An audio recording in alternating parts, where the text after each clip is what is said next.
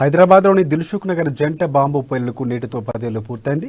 ఈ నేపథ్యంలో బాంబు పేలుల్లో మరణించిన వారికి స్థానికులు నివాళులర్పించారు. 2013 ఫిబ్రవరి 21న సాయంత్రం 6:45 పేలుళ్లు జరగా ఈ ఘటనలో 17 మంది మృతి చెందారు. వందలాది మంది క్షతగాత్రులయ్యారు. ఇండియన్ ముజాహిద్దీన్ ఉగ్రవాద సంస్థ ఈ దాడులకు పాల్పడగా ఈ కేసులో 5 నిందితులకు ఎన్ఐఏ స్పెషల్ కోర్టు అప్పట్లో ఉరిశిక్ష ఖరారు చేసింది. కానీ ఆ శిక్షను ఎన్ఐఏ కోర్టు ఇంకా అమలు చేయకపోవడం గమనార్హం. దీంతో దోషులకు వెంటనే ఉరిశిక్ష అమలు చేయాలని బాధితులు డిమాండ్ చేస్తున్నారు.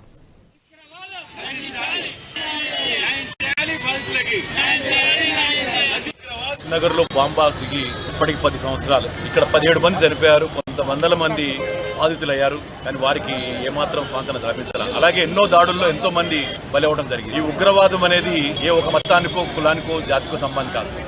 కానీ దీన్ని అడ్డం పెట్టుకుని రాజకీయ పబ్బం గడుపుకునే పద్ధతుల్లో ఈ రోజు జరగడాన్నే మేము వ్యతిరేకిస్తున్నాం. పుల్వామాలో దాడి జరిగి 40 మంది సైనికులు చనిపోతే ఇంతవరకు దాని మీద అతిగతి లేదు. ఎందుకు చనిపోయారు, ఎవరు చనిపోయారు, ఎలా చనిపోయారు మాత్రం తెలియదు. కానీ దాన్ని అడ్డం పెట్టుకుని బీజేపీ 300 పైగా సీట్లు సంపాదించడం జరిగింది. మేమనేది ఉగ్రవాదం ఏ మతానికి చెందింది కాదు. కానీ దాన్ని అడ్డం పెట్టుకుని దేశాన్ని 2 ముక్కలు చేసి ఈ రోజు దేశభక్తి దైవభక్తి పేరు మీద దేశాన్ని 2 ముక్కలు చేసి మనుస్మృతిని ఈ రోజు రాజ్యాంగంలో పట్టుకొచ్చి చేయడమే మేము వ్యతిరేకిస్తున్నాం. ఈ రోజు దేశంలో అన్ని మతాల వాళ్ళు కులాల వాళ్ళు ఉండాలి.